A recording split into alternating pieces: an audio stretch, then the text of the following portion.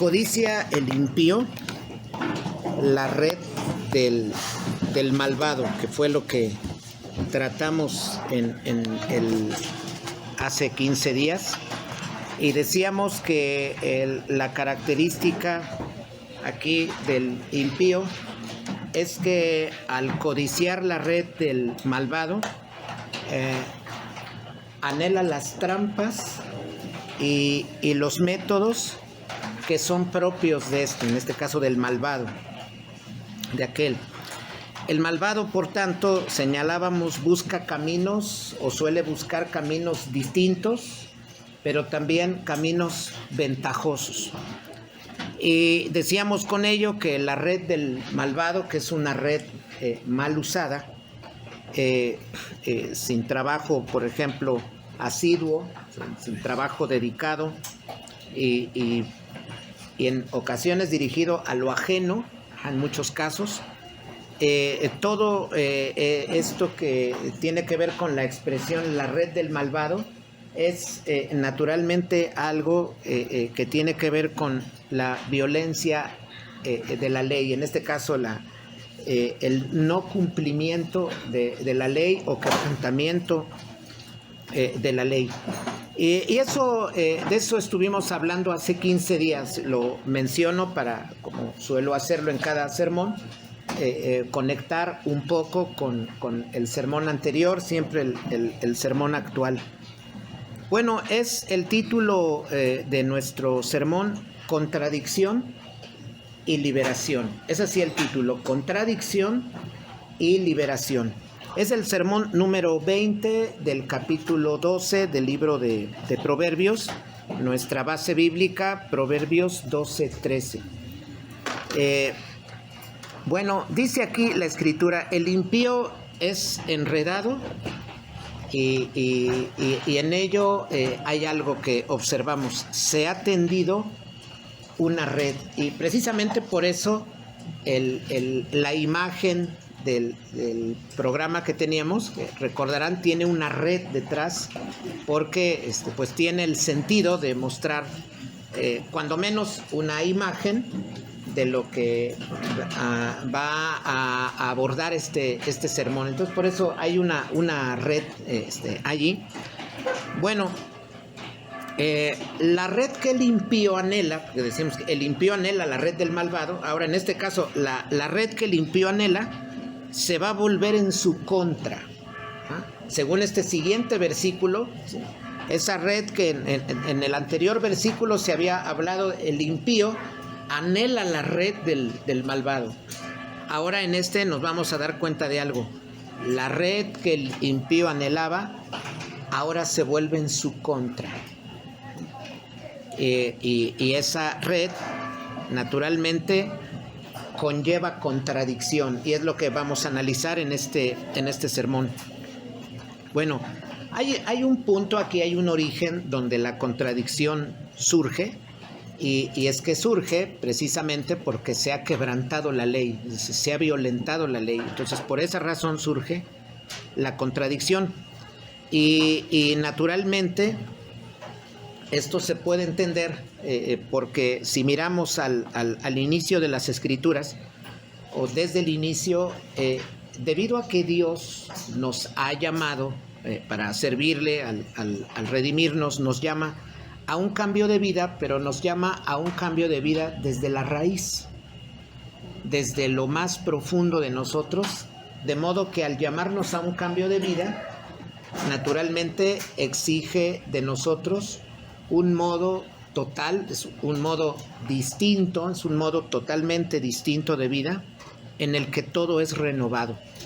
Entonces, como Dios hace un llamado en nuestra vida, un llamado de manera radical, es decir, desde la raíz, la palabra radical tiene que ver con raíz, nos hace un llamado desde la raíz, naturalmente eso implica que es un llamado para nuestra vida total.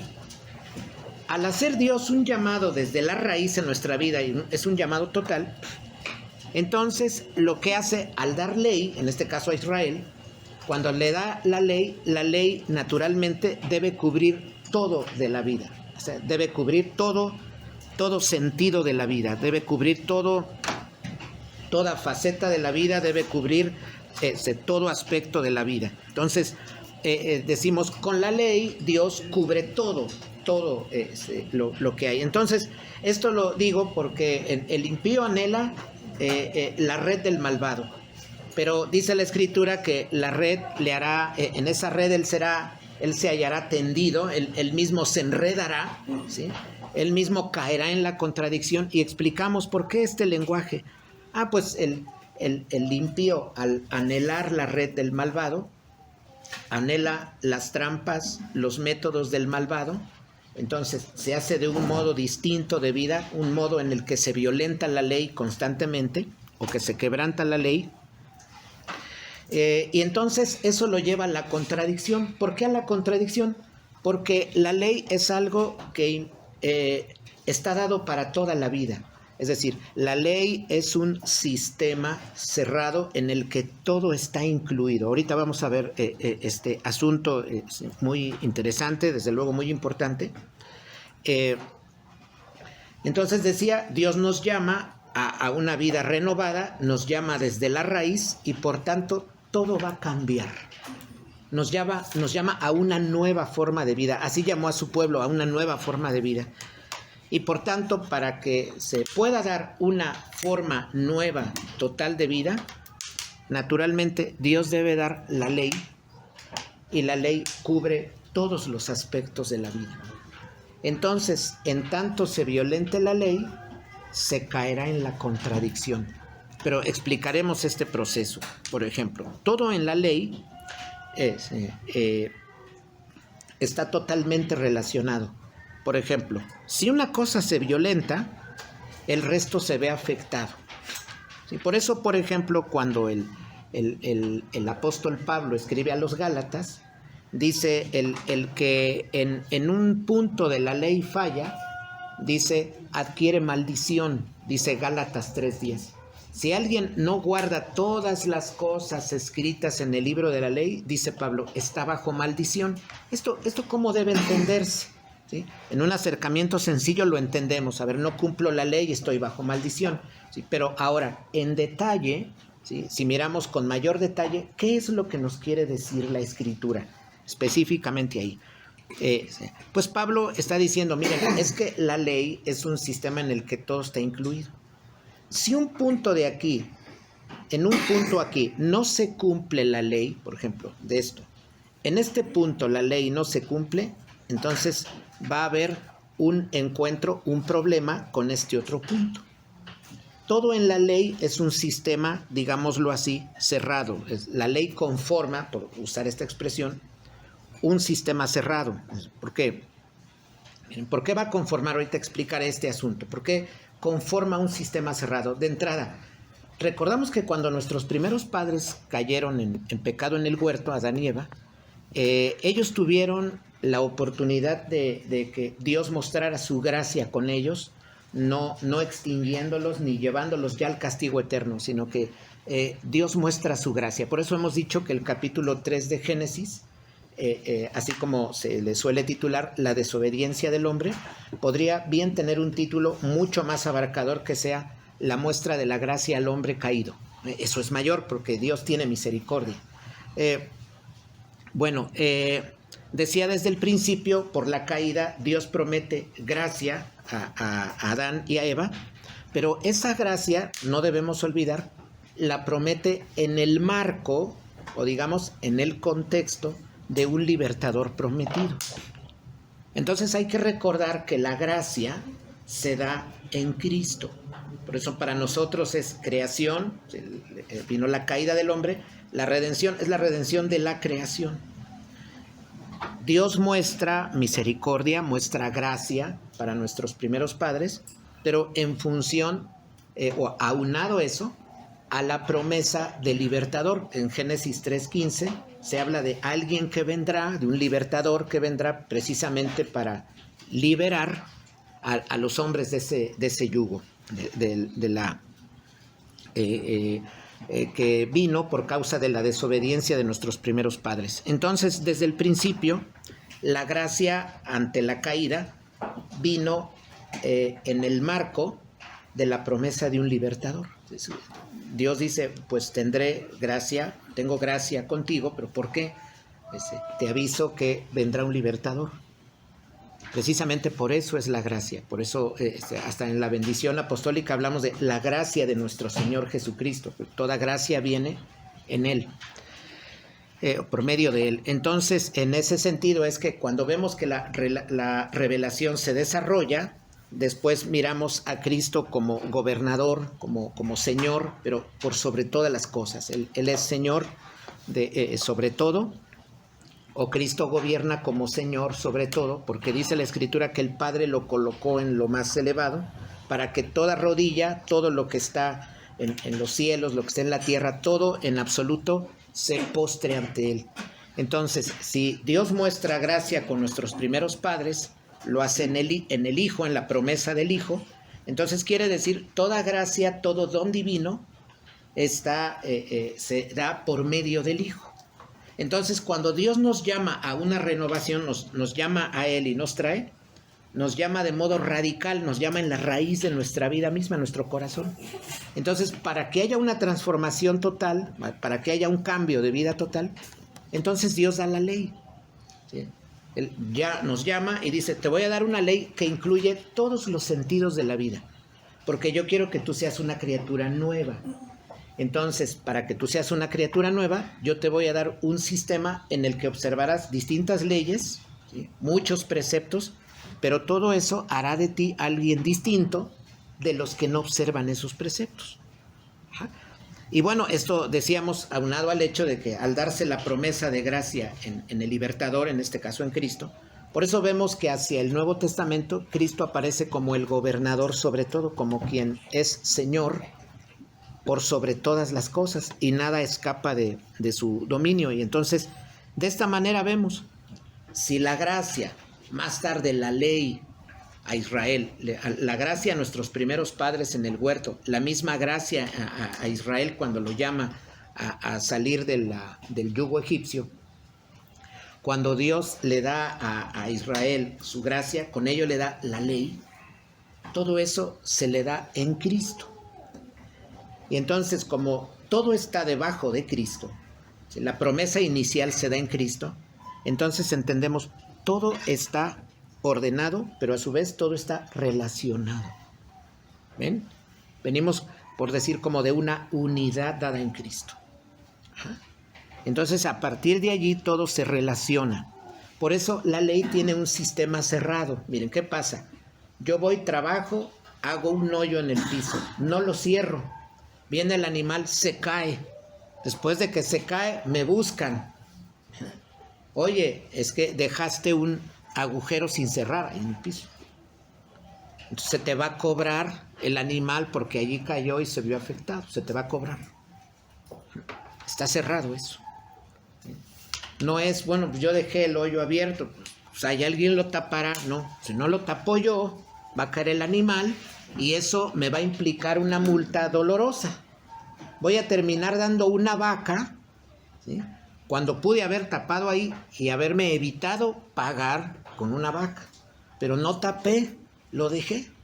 Entonces, ¿qué vino? Otra vaca, una vaca vino por ahí, cayó algún toro, ¿sí? Y entonces me dicen, me buscan, pues saben que lo hice yo. Como decimos así que en un pueblo todo se sabe. Entonces cayó la vaca, bien, oye, pues tú no tapaste el hoyo, el animal cayó, se te debe cobrar. Yo lo tengo que pagar. ¿Qué pasa si me rehúso? Me llevan con los jueces del pueblo. Y ahí voy a enfrentar otras penas más duras, porque la ley conforma un sistema cerrado. Por eso, en la ley todo está así cerrado. ¿Qué pasa, por ejemplo? Voy a poner varios ejemplos. Un israelita de pronto tiene un animal impuro. ¿Por qué tiene un animal impuro? Vienen las preguntas y ¿por qué tiene un animal impuro en su casa? Hay que hacer preguntas como, oye, ¿y dónde andabas? ¿En qué lugares andabas? ¿Por qué le interesa este animal? Es como que un israelita diga, le digan, oye, ¿qué hace ese cerdito ahí? Ay, no lo había mirado. Los cerditos, hermanos, no hay caza de cerdos, ¿lo ven? Ya los cerdos le pertenecen a alguien, se han domesticado.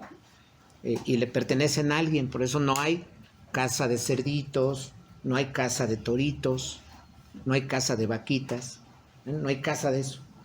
Ya le pertenecen a alguien. Se puede ir a cazar, no sé, algún otro animal, venados, ¿no? Pero los otros cerditos, vacas, por ejemplo, ovejas, no son de casa, ¿no? Con Z, ¿no? de casa. No salimos, vente, vamos a cazar ovejas, ¿no? Cazar ovejas que estoy robando, se entiende, se está robando porque esos no se cazan ya, le pertenecen a alguien.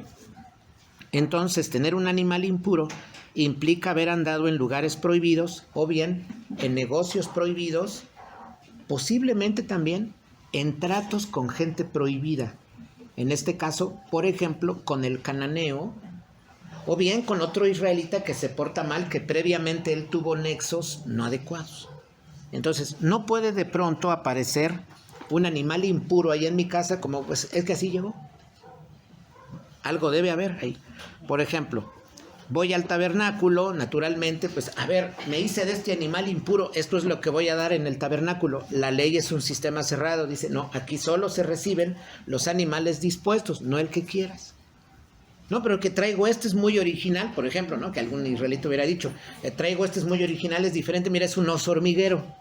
Ay, pues, cuando fuimos a Pavencul vi un oso hormiguero y me quedé así, dije, yo creí que en mi vida jamás, sino solo en, ¿qué es? La Pantera Rosa, ¿sí? Ahí se ve un oso hormiguero, y tuve oportunidad en Pavencul yendo a Chespal, mire, y era un oso hormiguero, pues sí sorprende, ¿no? Verlo en así en vivo. No puedo llegar al tabernáculo, vengo a entregar este animal, es exótico, no se consigue en cualquier región, no, es solo oveja, estos animales que Dios previamente ha dispuesto que se pueden entregar, otros no.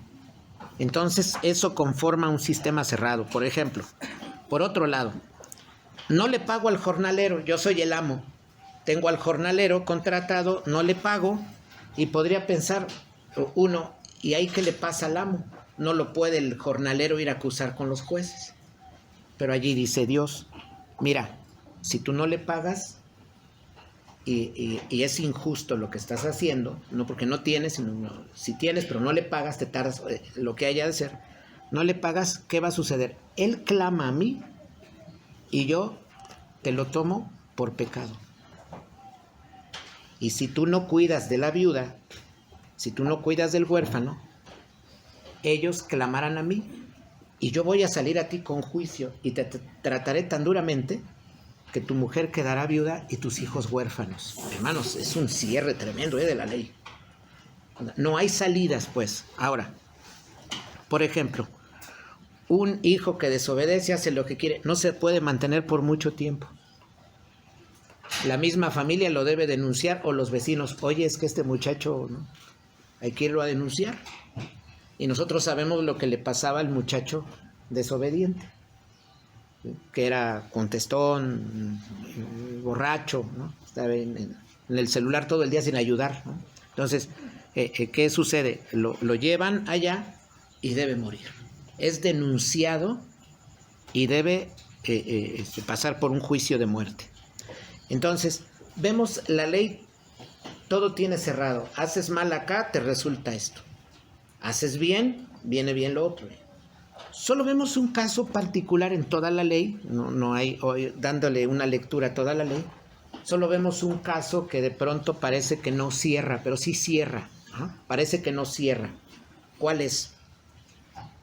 Yo estoy trabajando en el campo, de pronto se me va el hacha. O sea, no, estoy trabajando, se me va el hacha. No es como cuando, ay, se me fue el hacha. No se me fue el hacha.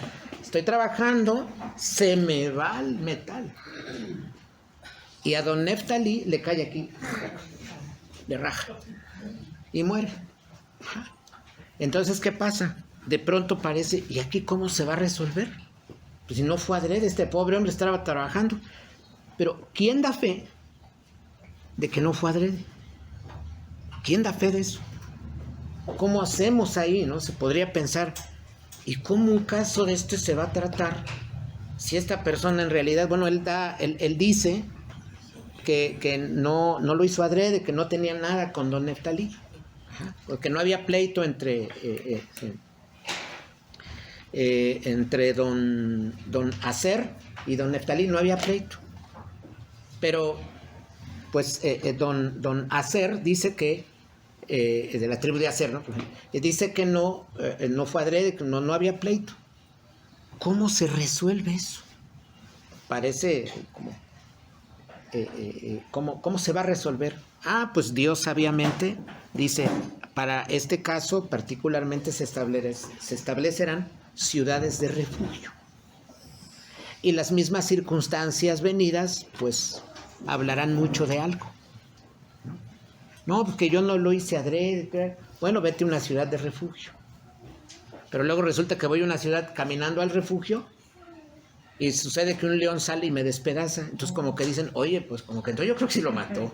Pues la muerte está muy fea, ¿no? Ya está diciendo algo. O sea, es como cuando miramos en noticias, ¿no? Que hoy es que el joven le quemaron ahí con algún metal y le hicieron 80 quemadas en todo el cuerpo. Pues inmediatamente decimos, no creo que haya sido un líder espiritual de jóvenes, creo no. Oye, no creo que sea un hombre de bien que tiene a su familia.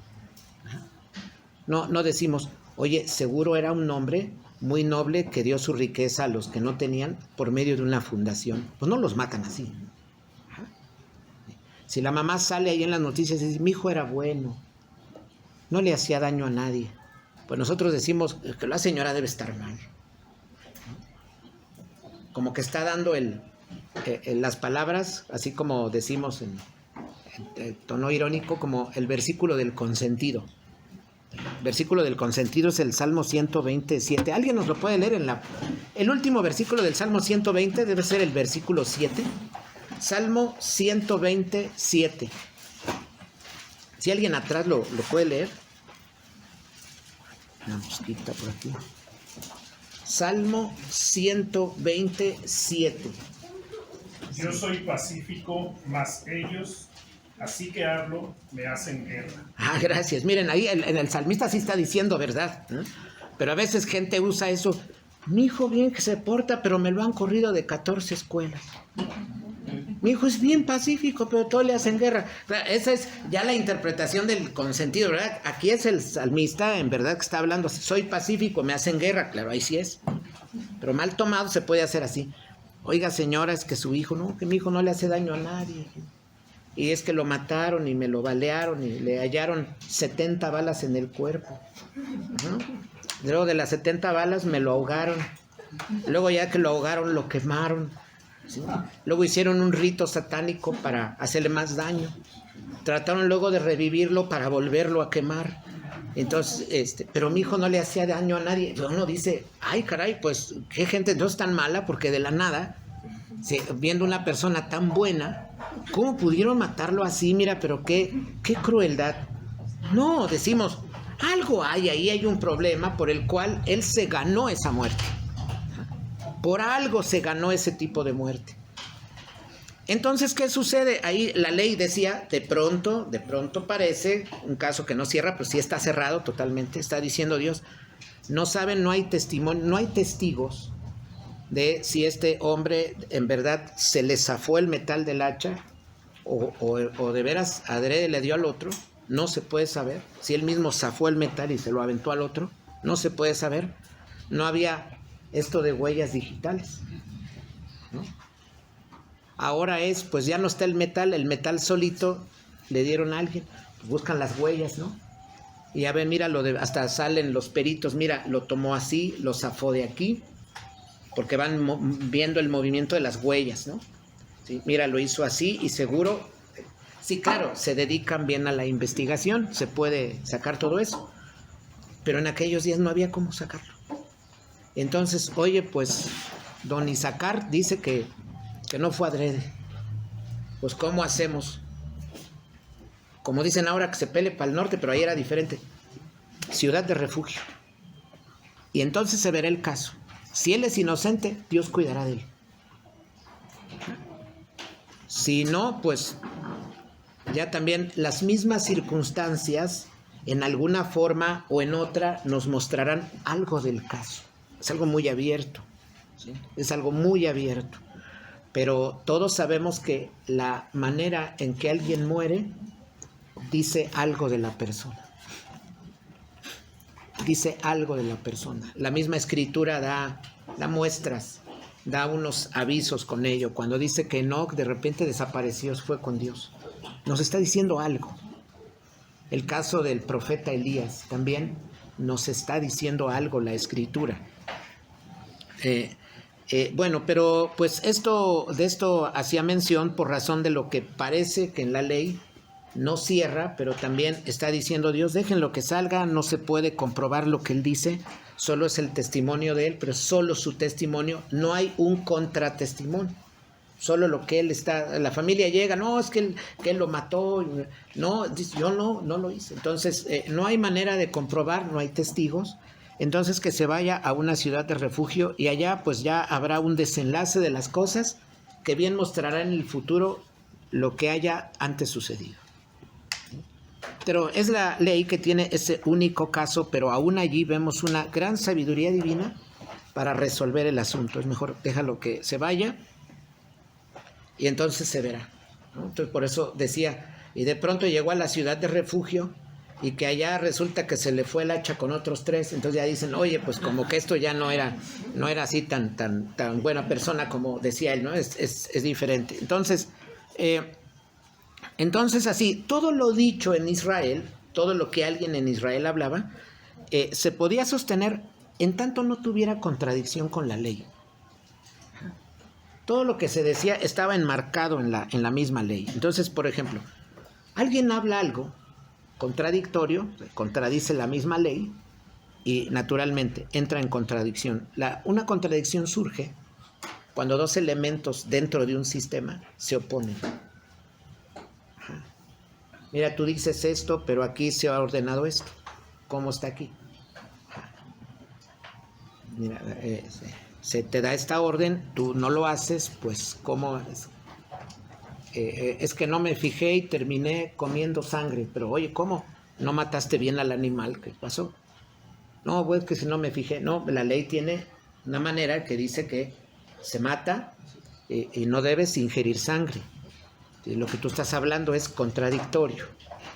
Como llegar alguien al tabernáculo, no, pues que no traje sino este animal. Oye, pero es que vemos que trae aquí un defecto, te pide sin defecto. No, es que no, lo que pasa es que no tengo, pero ¿cómo? Y no falta pues quien ahí testifica, no, pues sí tiene animales.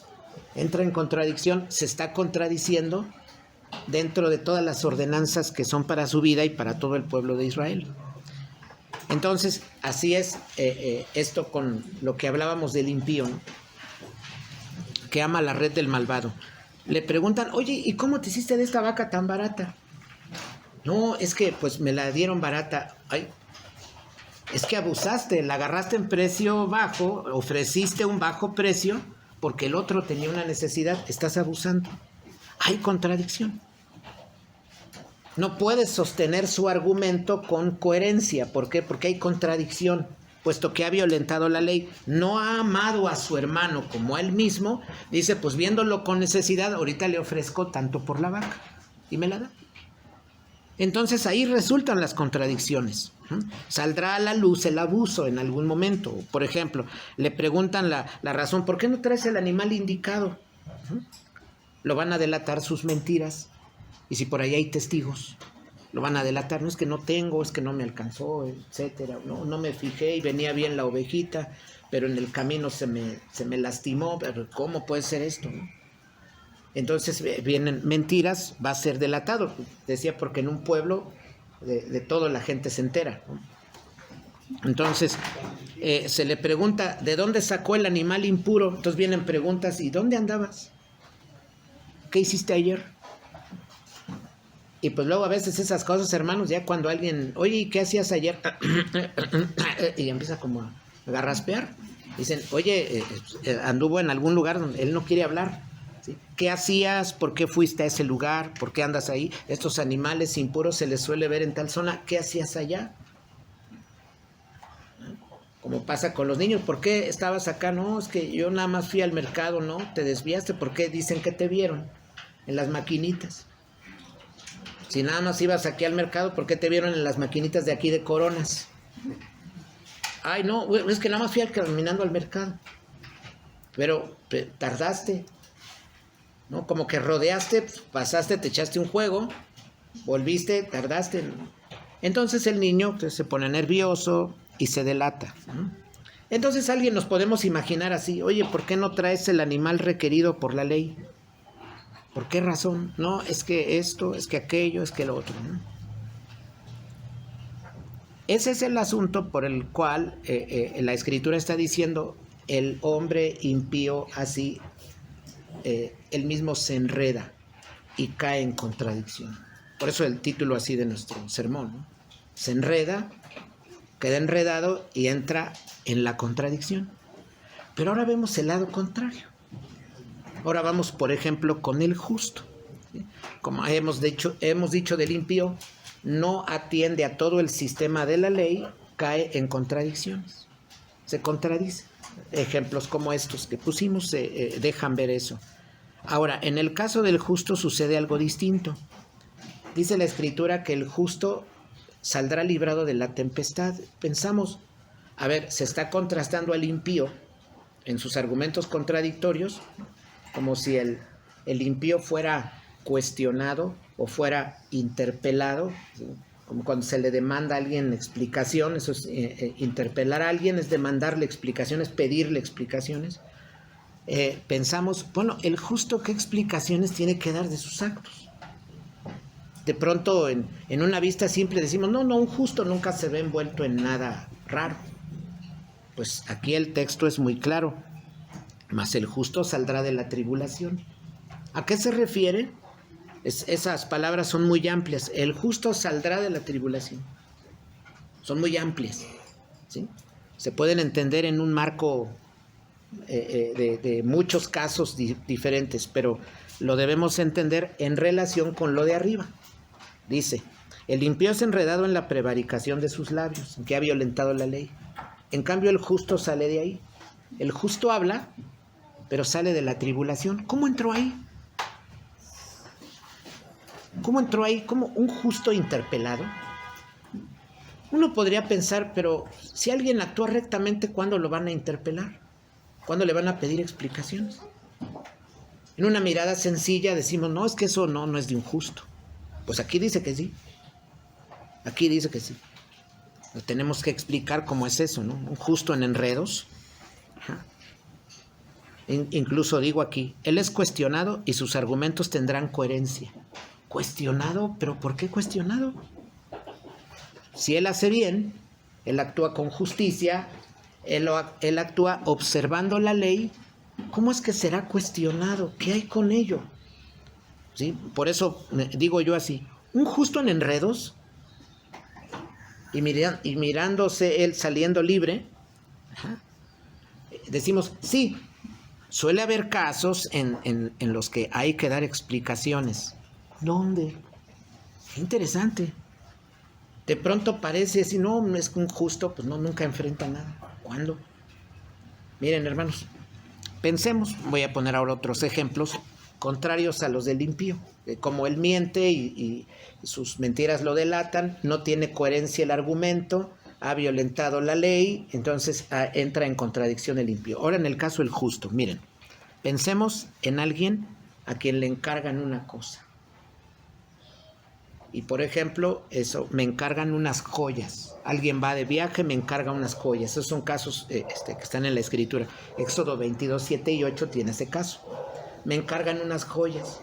Pero resulta que la persona que me las encarga viaja, o algo hace, me las encarga, pero sucede que me roban las joyas, me encargan un animalito, me lo roban, lo que sea. Me encargan unas prendas, alguien entra a mi casa, me las roba, pero no me doy cuenta. Pero resulta que hay un vecino al que le vamos a poner, no sé, don Zabulón. Don Zabulón vio que me robaron las cosas. Entonces viene la persona que me encargó y, oye Ernesto, pues de lo que te encargué, ¿qué crees? Es que ya no lo tengo. ¿Cómo no? Porque se hace una discusión y se empieza a hacer ahí un zafarrancho. Vamos con los jueces y entonces viene don Zabulón, que es hombre justo y que dice, yo vi que un ladrón robó. Sí lo vi irse y por todo lo que vi que esa persona no estaba de acuerdo con Ernesto que guardó las joyas, ¿sí?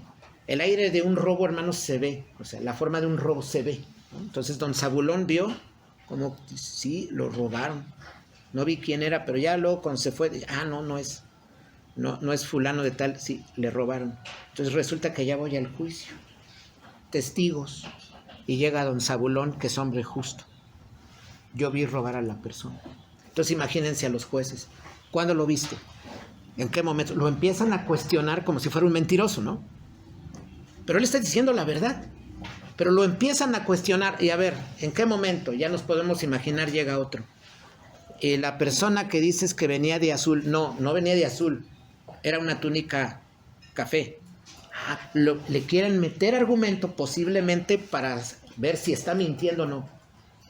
Y de todo ese cuestionamiento sale, porque dice, es que yo estoy llamado a amar a mi prójimo y no considero que fulano de tal deba pagar lo que le robaron a él. ¿Ven, hermanos? Ese es un caso. Otro pongo yo aquí. Pensemos ahora más aún en quien acusa justamente a un malhechor o a algún poderoso en un juicio. Y yo voy como su testigo. ¿No es tribulación eso? Oye, que están acusando a alguien pues relativamente poderoso, un buen hacendado, un hombre con poder, pero se le está acusando de algún tipo de crimen. No, porque se le vio hacer esto, tal cosa, ¿no? Mala, o quebrantar tal ley, se le vio. Y entonces alguien está acusándolo, pero entonces llega el hombre justo y soy testigo. Sí, fue así. Y ya está el hacendado mirándolos como ahora que salga, verán, ¿no? Eso es una cuestión de tribulación.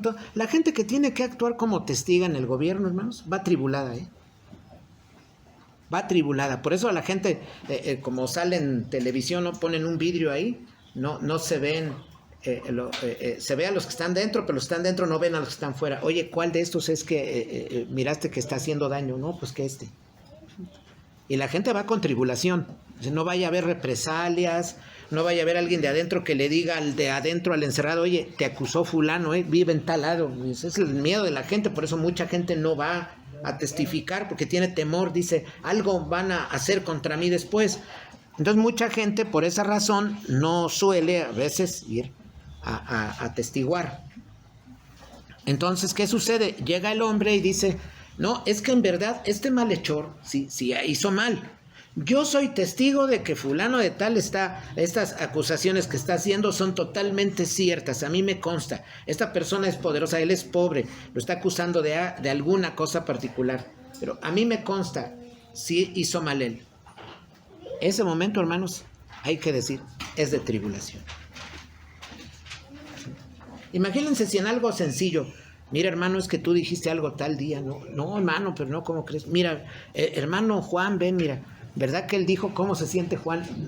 Ay, hermano, perdón, es que mira, pues, acuérdate, hermano, que lo dijiste, se siente atribulado, ¿sí? No llega así normal, sí, tú lo dijiste.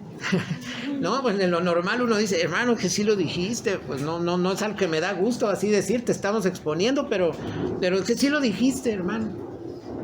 Es una situación, digamos así, embarazosa o incómoda. Miren, otro caso. Pensemos a alguien que en una discusión, por ejemplo, no negocia la verdad. Se hace una discusión y él no hace esto y le empiezan a cuestionar. O como por ejemplo en el caso a un profeta que es insobornable y se halla en una situación difícil y él habla y no, pues que esto es así, no, pero que mira que...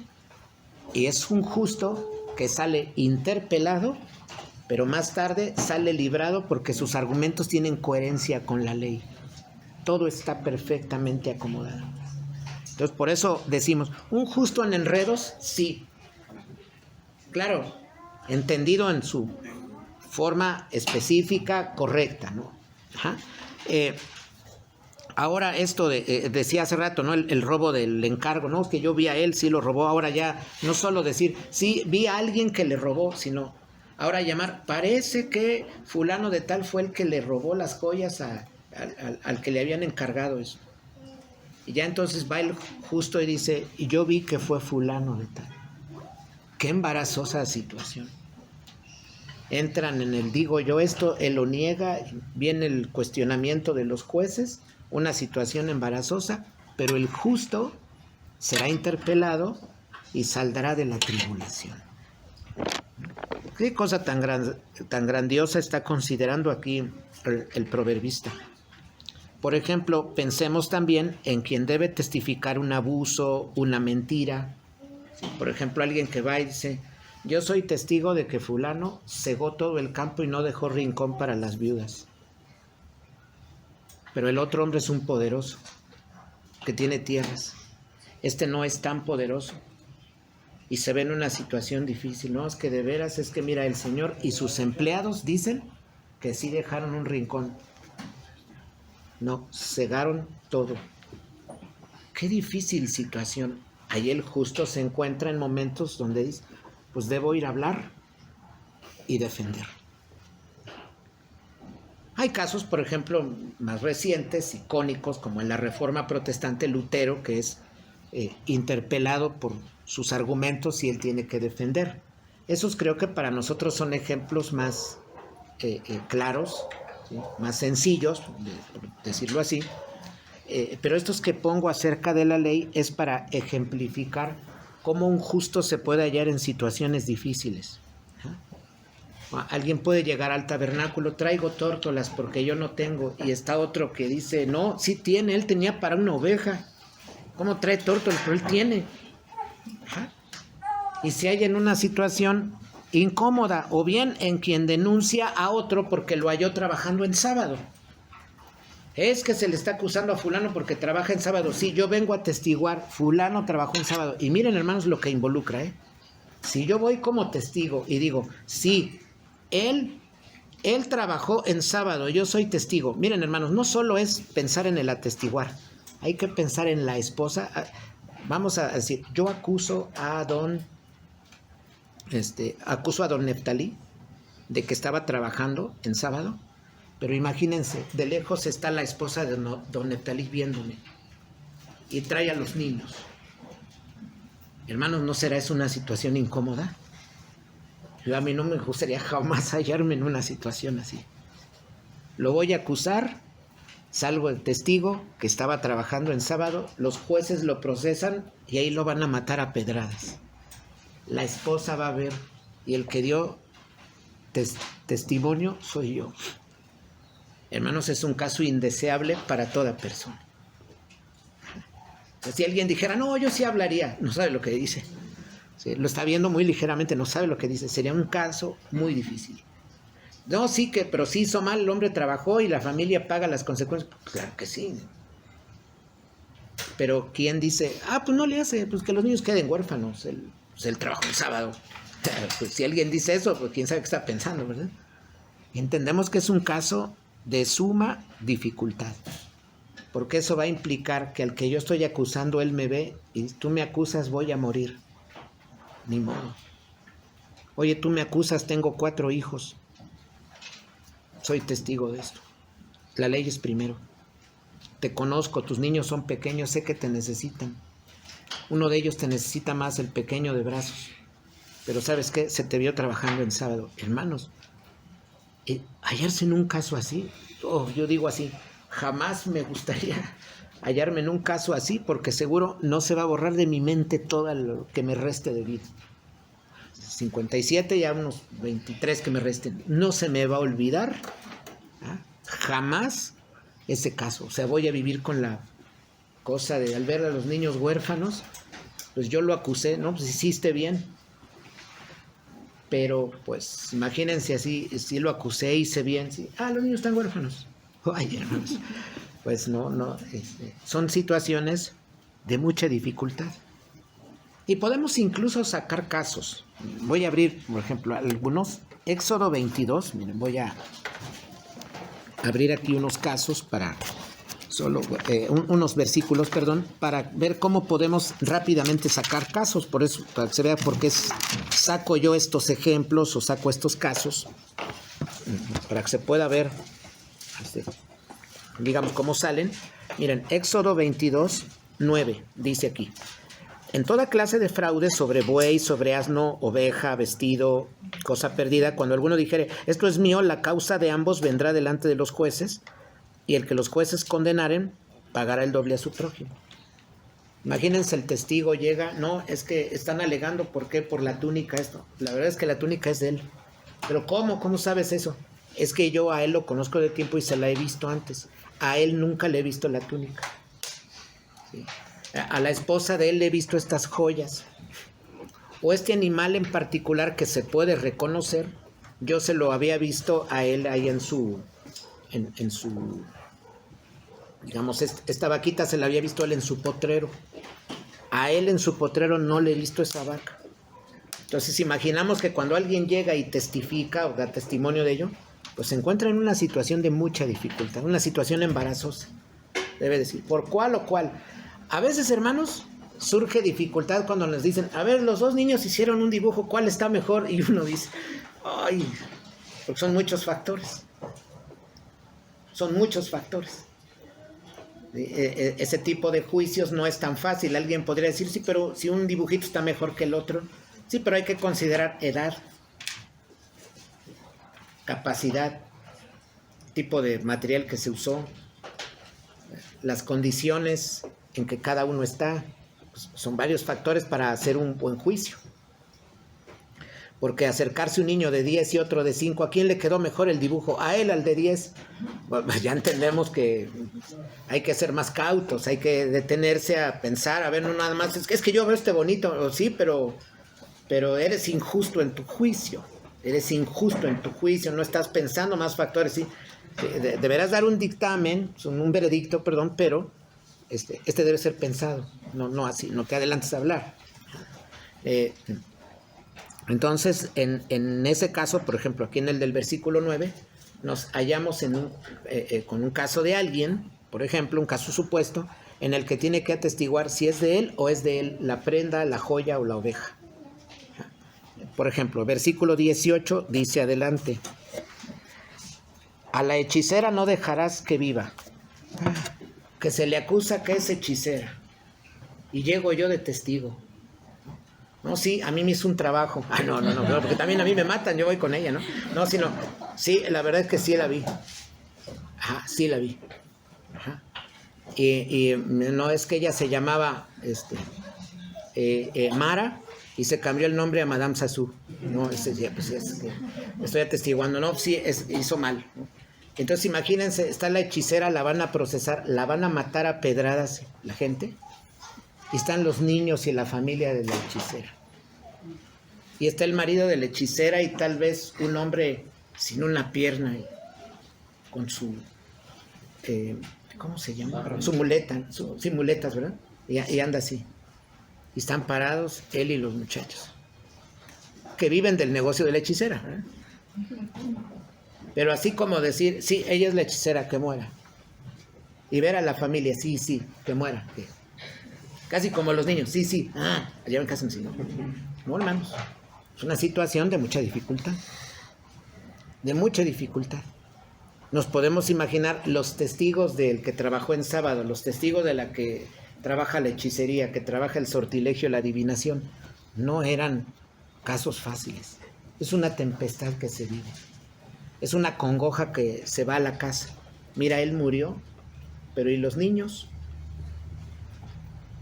Es un caso que queda ahí, pero dice la Escritura, el justo puede tener él también dolor a casa. ¿Qué hice? Sí, pero mira, es que hiciste lo correcto. Si duele, también llevarás este dolor. Generalmente ser testigo conlleva un lado doloroso y un lado que da satisfacción, pero hay un lado de alto compromiso. ¿Sí? Hay muchos testigos a los que matan en países, a testigos los matan para que no quede prueba de algo, ¿no? Ajá. Entonces es una situación dificultosa pues la que suelen pasar muchos testigos. No en todos los casos, pero en una mayoría sí.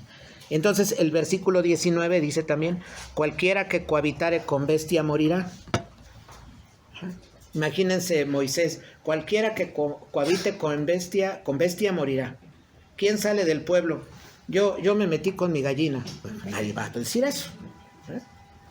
Pero si hay un vecino que dice, es que vengo a acusar a fulano porque hace cosas feas con su vaca. Hace cosas feas. La vaca grita, ¡ay! Eso está haciendo feo cosas. No hace mu. Es un decir, ¿verdad? Para que los niños, ¡ay! ¿Cómo estará eso, no? Está haciendo cosa mala. Ir a atestiguar lo mismo. Al que van a matar está la madre y el padre de él, que va a ser procesado y muerto. No es una situación sencilla. Así, hermanos, miramos la ley y nos podemos imaginar casos. Pongo ahorita 3 versículos, pero podríamos sacar muchos más. Por ejemplo, en la Escritura, fuera de la misma ley, tenemos otros casos. Al sumo sacerdote Elí, pudiendo llegar a casa y denunciar a los hijos y hablar duramente con ellos, y darles el castigo que les debía dar, tomar las medidas necesarias sobre sus hijos, se sentó a comer con ellos. Pudiendo él ser un testigo fiel, están haciendo mal, el pueblo lo ha dicho y yo lo miro, en ustedes va a pasar esto. No, decidió no ser testigo, se prestó como un impío en la red de los hijos, ya cortando, qué buena carne. Está excelente, gordito en término medio, volviendo loco a Elí ahí, pues también estaba llenito, dice que era muy pesado, cayó. ¿Cuánto le entraba al gordito? Ajá. ¿Cuánto tiempo lo hicieron? ¿Quién sabe? Ajá. Pero pues por algo estaba él macizo. Bueno, pues hermanos, el mismo Señor Jesús que decimos es el punto de partida para todo esto, porque la gracia se dio en el marco de la promesa del libertador.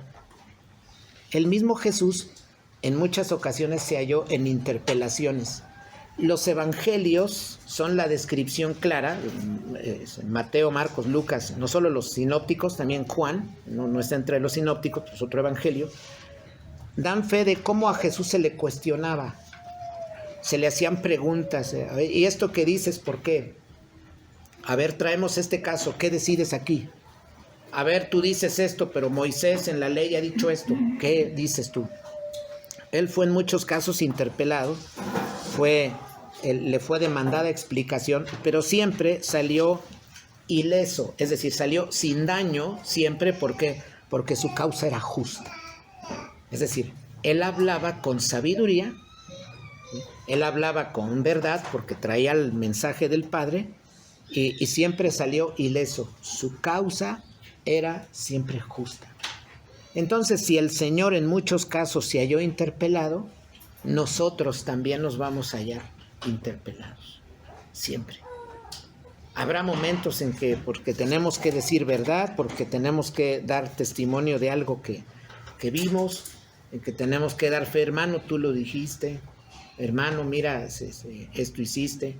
Nos vamos a hallar en situaciones incómodas, pero la Escritura dice, sin embargo, el justo será librado en medio de la tempestad. Que el Señor bendiga su palabra.